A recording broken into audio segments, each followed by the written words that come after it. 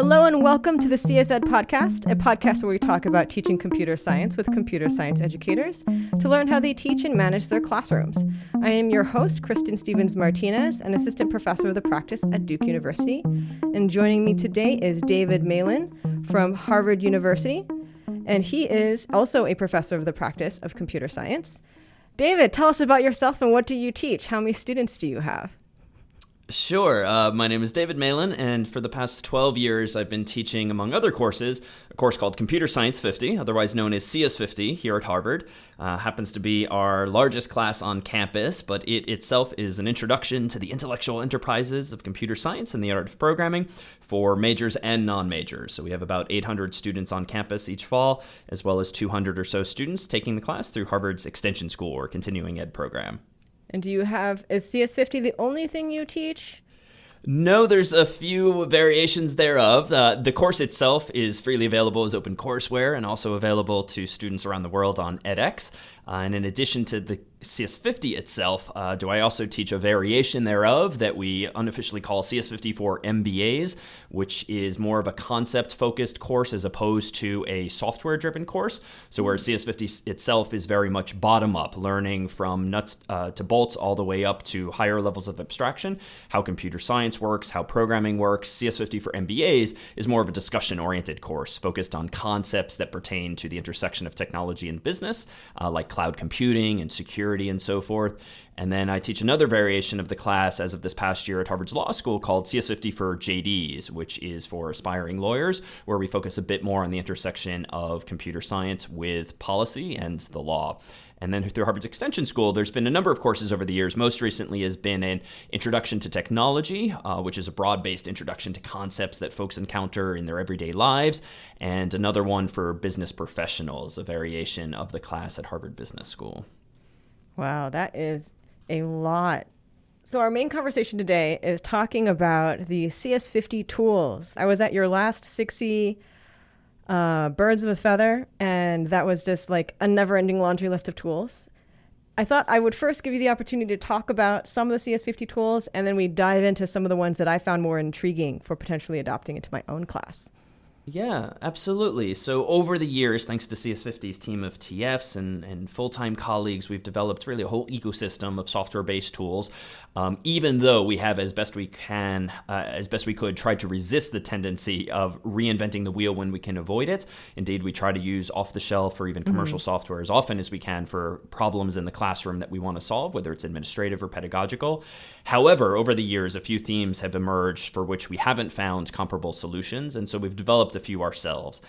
So for instance, within the class, to provide students with a uniform programming environment without them having to struggle in the first weeks of the class with any technical difficulties on their own Macs and PCs, we have what we call CS50 Sandbox, which is essentially a lightweight IDE or integrated development environment in the cloud, complete with code editors and most importantly, a terminal window so that students have full-fledged control over a cloud-based server environment of their own. On top of that, have we built what we call CS50 Lab, which essentially adds to that sandbox environment the addition of Markdown-based instructions so that there's very simple HTML-based instructions along the side of the lab integrated into the environment, similar in spirit to Codecademy, but as opposed to it being a proprietary platform per se, the goal of CS50 Lab is to enable any teacher at Harvard or well beyond to create their own Codecademy-style lessons using just a free GitHub account and a free GitHub repo in which their Markdown is stored. And then lastly, in the cloud environment, we have CS50 IDE, which is a more general purpose integrated development environment, still cloud-based, but that does not hold students' hands as much, is meant to be used in the latter portion of the semester so that they have a full-fledged programming environment that is not tailored to a specific problem. And within all three of those environments have we deployed a number of command line tools, some of which might be of interest for your own class or your own classes, among them a tool called Style50. This is a command line tool, open source, written in Python that anyone can install even on their own Macs or PCs or any server environment. They are not in any way tied to CS50's own infrastructure. And this is a tool that essentially lints students' code, so to speak, does static analysis of the style, the syntax of their code, how well commented is it, how well indented is it, and so forth. And style 50 is a command that does not actually fix their code for them, as many of these command line tools do, but it rather points out using color coding and syntax highlighting where it is they should add or remove white space or add comments and so forth. The pedagogical goal of which is not to solve the problem for students, but to help them develop the muscle memory for actually improving instinctively the style of their own code. And then another tool that's baked into all of CS50's cloud-based environments that can also be installed via pip, the command line in anyone's Mac or PC, is a tool called Help50. The design of this tool is to try to translate what are too often very arcane error messages that you might see from Clang or Python or even Java-C or any number of other compilers or interpreters into more TA-like rhetorical feedback. So if you see an error message on the screen that's referring to some undefined symbol, in the first week or two of the class, this might be completely non-obvious to a student what a symbol even is, let alone what it means to be undefined. But we have not pedagogically wanted to hide those messages or sort of simplify them for the student to the exclusion of them seeing those real-world arcane messages. So what Help50 does, it is essentially pipes the output, the standard output or standard error of standard programs into the standard input of Help50, at which point we use some regular expressions, essentially, and search over a corpus of helpers that we've created that then highlight that arcane output in a standard tool and then provide TA-like feedback. Oh, did you perhaps forget to include this file at the top of your own file or the like? The kind of feedback that you would expect a human, a good teacher would give in person. And that's completely extensible. We've written a bunch of these helpers for C and Python, but it can be generalized to any language as well. I have so many questions. I don't even know where to start. Let's go with the problem that I face the most, which is very much along the lines of Help50. So I teach also intro computer science, and we try very hard to make sure that the class is based on no prior coding experience. And if students have coding experience, we often encourage them to take the class that's after ours. And so we're starting with students that are very novice, very know nothing. And I try to make it we are here to learn together. We will be gentle with each other, and we will not think that we are all stupid, that we don't know something. And so the class is only in Python. And what is it called again? Help50 sounds like something that would be very useful for the students to really start when they're first trying to understand what an error message means. Our coding environment is a little different though. So currently we're in Eclipse. I do plan to change that eventually. It was not the highest thing on my priority list when I changed the class the last time I did. Which means that we're not really on a command line when we're running Python. So, and my plan is most likely to transition to an IDE like PyCharm or something like that. Could Help50 still work in that context? Because it sounds like you have to basically do something along the lines of either run Help50 and the command to run the Python code, or somehow pipe it into the tool. But that doesn't quite work when they're not really running it from the command line. They're like hitting some button that says run the code. Correct. So you can also go to help.cs50.io, which is a web-based variation thereof. Works exactly the same fundamentally, but allows you to copy-paste the error message into a simple web UI, at which point you see exactly the same output as you would at the command line. We ourselves don't really use the web UI. We simply make it available, partly for testing, partly for this use case. But you could certainly do that so long as the modals or the error messages that the students are seeing can indeed be highlighted and copied and pasted. Okay, so yeah, they totally have the ability to go into the command line output and just copy paste it and stick it somewhere. So I think that totally could work in my class. So I guess the other question I have is, how much do students actually use the tool? Because there's a difference from the literature that I know of between a student kind of being given the hint without really, or given the information without doing anything, versus they have to opt in to ask for it. Yeah, no, this was probably one of our most impactful tools a few years ago when we first rolled it out, used on the order of thousands of times during the fall semester by hundreds of students. Wow. And so much so that we actually did the first semester see a marked downturn in the number of questions that were being asked on the course's discussion forum.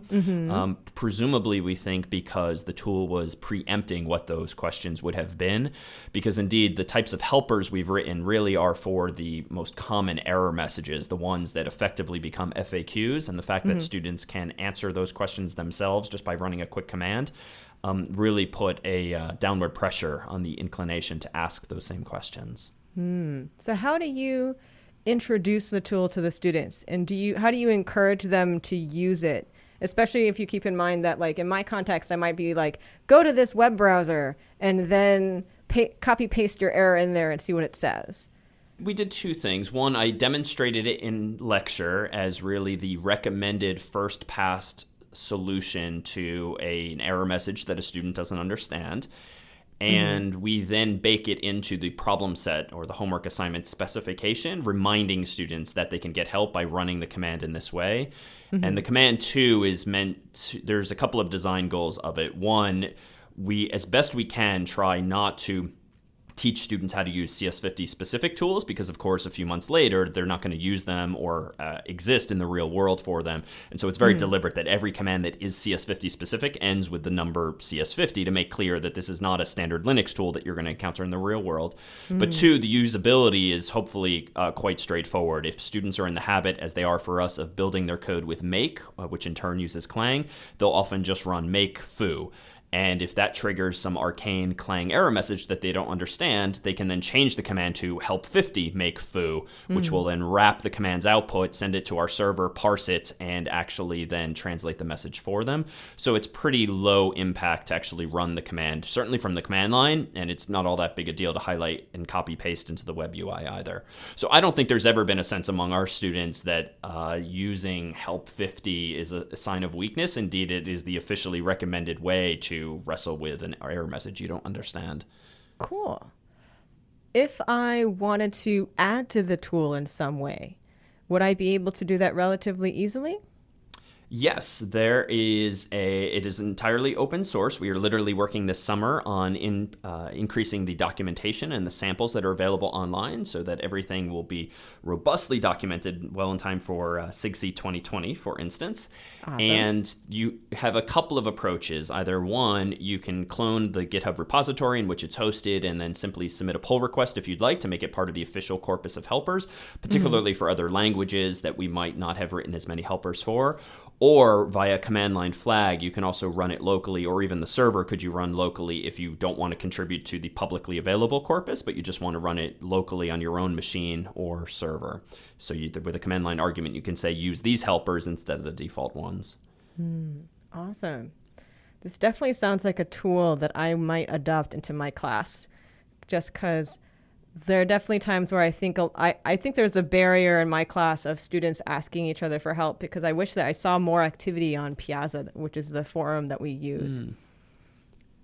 Yeah, no, I think all the more of these self-service tools have been pretty empowering for students, and the fact that they can just stop using them by no longer running that command in front of their own command has been a nice way to just take the training wheels off oneself, rather than presumptuously, for instance, translating all arcane error messages to human-friendly format. We want there to be some opt-in to it so that they can take them off themselves. Yeah. So let's talk about Style 50 a little bit. Why did you invent this one seems a little bit more like reinvention of the wheel, because there are linters already out there. So why did you decide to make your own? There are. I mean, many of them, for many languages, actually presume to do the restylization for you, and certainly IDEs do that. If you click the button, it fixes all of your braces and your indentation and your white space and so forth. And we very specifically did not want to do that. So Style 50 exists solely for the purpose of telling students where we think their style could be improved, but the onus is on them to actually delete those characters or add those characters based on its output. We also wanted it to be a little more parameterizable, and we did not want to reinvent the process of linting itself. That would be quite the endeavor for any number of languages and their grammars. So what Style 50 instead does is it just runs on top of existing linters. So in the C world, we use A-Style, which is a popular age-old tool for doing the linting. And essentially what we do is we actually do lint students' code behind the scenes. We then do a character-for-character diff between their code and what the linter suggests that they do. And then we interpret that difference and present it to the student in a way that helps them understand, oh, I should move this over here, I should add some white space here, I should fix my indentation here, and so forth. And none of the tools that are out there, to my knowledge, provide that level of visual feedback for code. I feel like I must be old school because I haven't used a linter in a while. And so like my memories of linters is very much you run it on the command line and it spits out like all the lines you're supposed to change and how to change them. So A-Style will actually change your code for you. Check style in the Java world might work a little differently because that's another very popular one. But the ones baked into IDEs typically presume to do the formatting for you. But there too, even the line for line wasn't exactly what we wanted. We really wanted to show the students their code with some red-green highlighting, some spaces, some signaling of deletions for them. And there, too, we didn't want them to have to wrestle with, well, on line 23 in character 6, you should do this. That really is getting in the way cognitively of what the problem actually is. Yeah, I definitely agree with that. Is that tool available in a non-command line-like form, just like Help 50 is? That one is not at the moment, though it would not be terribly hard to do so. So I could take that question as a feature request. Yes, take it as a feature request. Yes, does not exist yet, but could soon. So let me see if we can slide that into our to-dos. So one curiosity I have is, I guess there's two questions here. One is, why emphasize style? And you'll be preaching to the choir because I agree that and teaching students good style is important, but I would like to hear your rationale for that. And so that's the first question. And the second question more has to do with detecting cheating, because knowing how MOS works, if you get students to be more standardized in their style, you kind of lose a little bit of the power of cheating detection. That is fair. However, I certainly don't think we should be not teaching students good form just so that we can detect instances of plagiarism more easily. I definitely agree with that. That seems to be reversing the pedagogical goals in the classroom. Yeah. I think the more positive affirmation of it would be the readability of code, not only for the students themselves, but certainly for any future colleagues they might have in the software engineering world, and in the near term, certainly for the TAs who need to read their code or provide help. Really, we at least are trying to help students develop good muscle memory, good instincts, and to be able to distinguish visually what good code is from bad, which they might not have those initial instincts for. And indeed, I can think of innumerable instances in our own in-person office hours, one-on-one opportunities for help, where we, myself included, have walked over to the student's screen. They have a question because their code isn't compiling, or it's not running logically correctly. And almost every line of code is sort of left aligned along the edge of the screen. And that is certainly not helping the situation. No. Seeing the indentation and seeing the curly braces line up, as mundane as some of those details are, it just allows you to focus on the ideas and not on the syntax. And so both for the TA's sake and also for the students' longer term sake are we trying to teach them good habits early on, much like I presume I was taught years ago in grade school how to write an English paper. The capitalization of letters doesn't technically get in the way of semantics, and I suppose I don't need all those periods and commas, but that same good form allows you to communicate more effectively, and I think that's no less true in the software world. Yeah, I completely agree, though. I'm having a funny moment because I think I've been coding in Python so long that I've kind of forgotten that tabs and indentation don't necessarily mean anything in other languages. I'm sure folks teaching Java as well run into this too. Yes, Python helps this problem go away in part. All right, so we talked about Help 50, we talked about Style 50, and now since we still have a little bit of time, I want to talk about IDEs a little bit. Sure. Since you have this whole infrastructure that you've built, more on the kind of philosophical side of and the pedagogy side of it, just because I'm curious. So the reason why I haven't adopted a online IDE, and I know that there's C9, I think, and a couple other ones that are available through the web browser, is because in my mind, I want students to walk out of my class at the end of the semester to be able to work on their own project without being necessarily stuck in a web browser or having an account that might disappear when the class is over. Mm-hmm. And I'm wondering what your thought process was to still decide to go with the build my own thing that is in the browser approach. Yeah, so CS50 IDE itself is actually based on C9 or Cloud9 that you mentioned, and ours is essentially a set of pedagogical simplifications thereof. It's primarily motivated by those first several weeks, where the reality is among 800 students, just probabilistically, there is going to be a non-trivial number of technical support headaches that can only serve to turn students off and to frustrate when we want them to be understanding computational thinking and principles of software design, not on how to get some stupid command working on their own Mac or PC because of some annoying technical support hurdle. Like, that's a valuable practical skill, and the diagnostics thereof is compelling ultimately, but not in those first several crucial weeks. So we do try to offboard students by semester's end, especially by way of their final project in the class, which is the capstone experience in the class.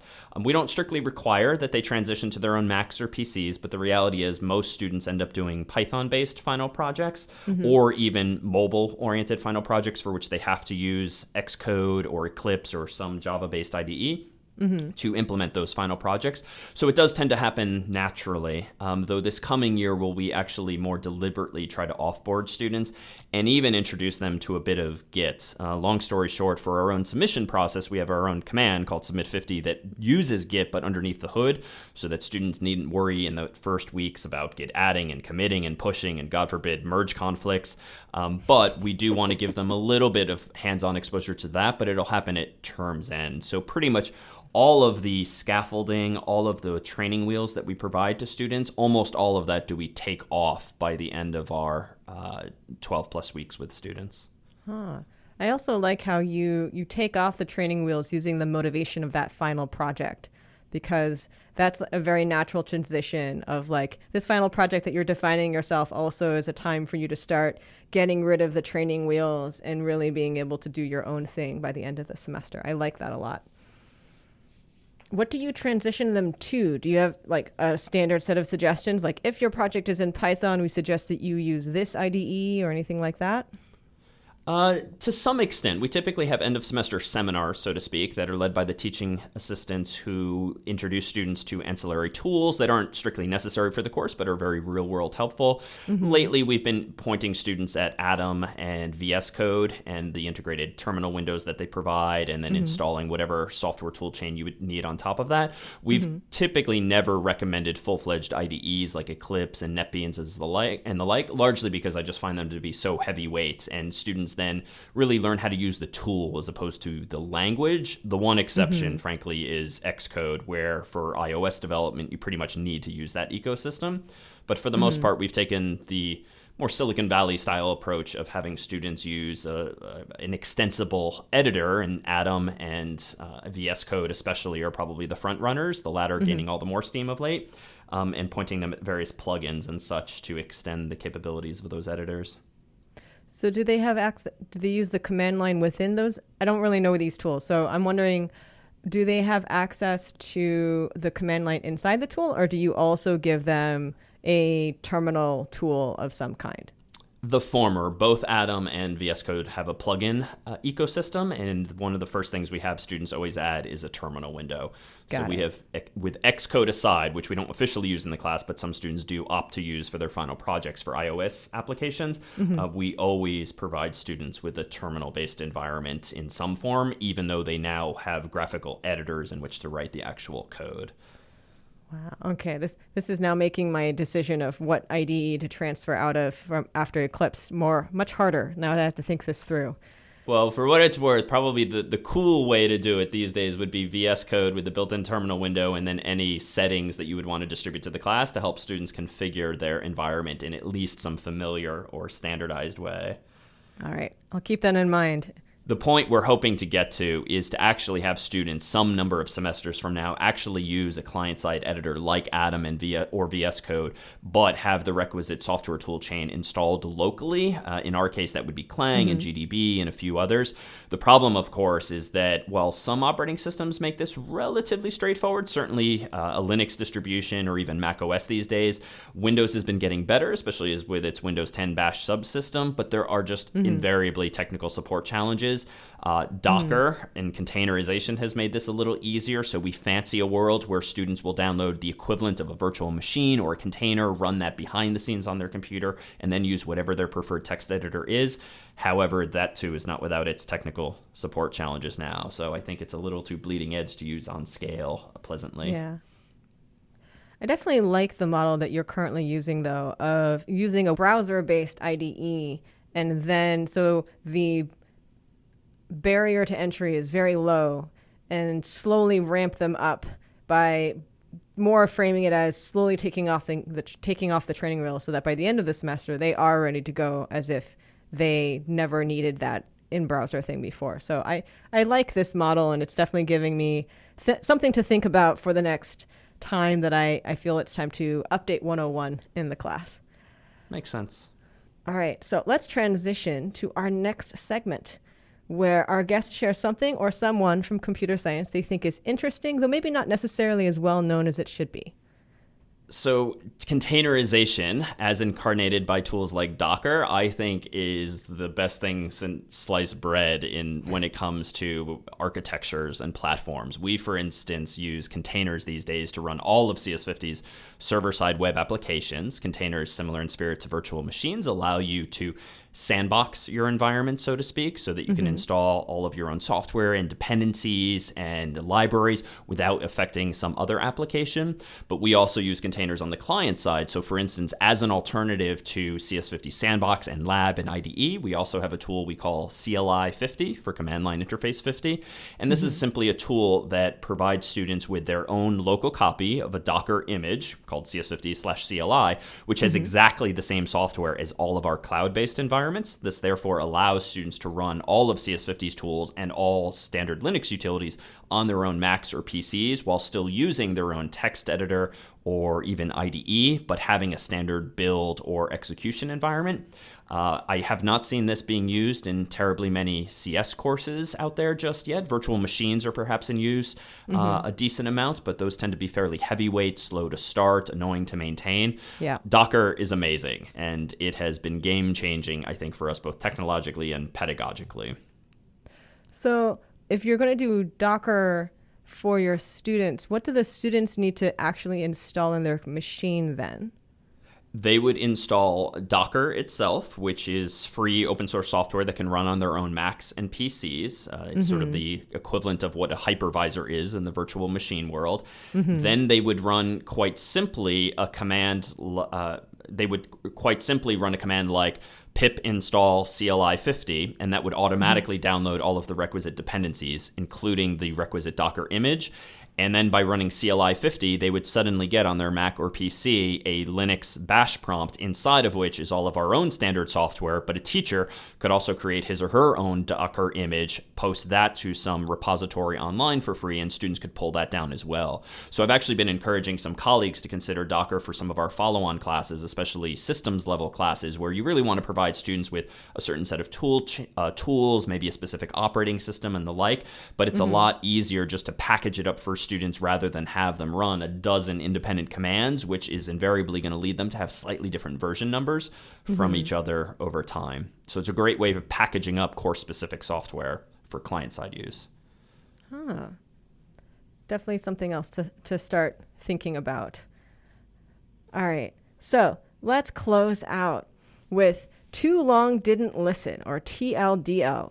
What would you say is the most important thing you'd want our listeners to get out of our conversation today? There are a lot of educational tools out there that are open source and are solutions to problems that a lot of us in CS education might have. And before inventing your own, I would encourage teachers to look for someone else who's done it already. Despite the number of tools that we have developed for CS50 and others, those are all in response to our having engaged in that process and not quite having found the fit that we need. But there's a lot of ways to stand on others' shoulders, just as we do here.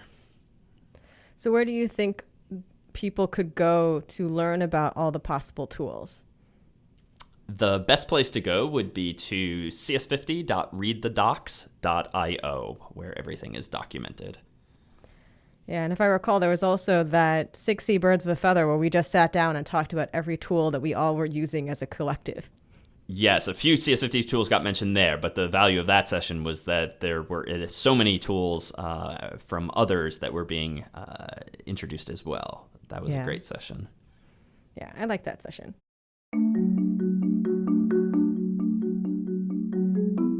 All right, so thank you so much for joining us today, David. Sure, thanks for having me. And this was the CSED podcast, hosted by me, Kristen Stevens-Martinez at Duke University, edited by Susanna Robertson, and funded by a S1xE special project grant. And remember, teaching computer science is more than just knowing computer science, and I hope you found something useful for your teaching today.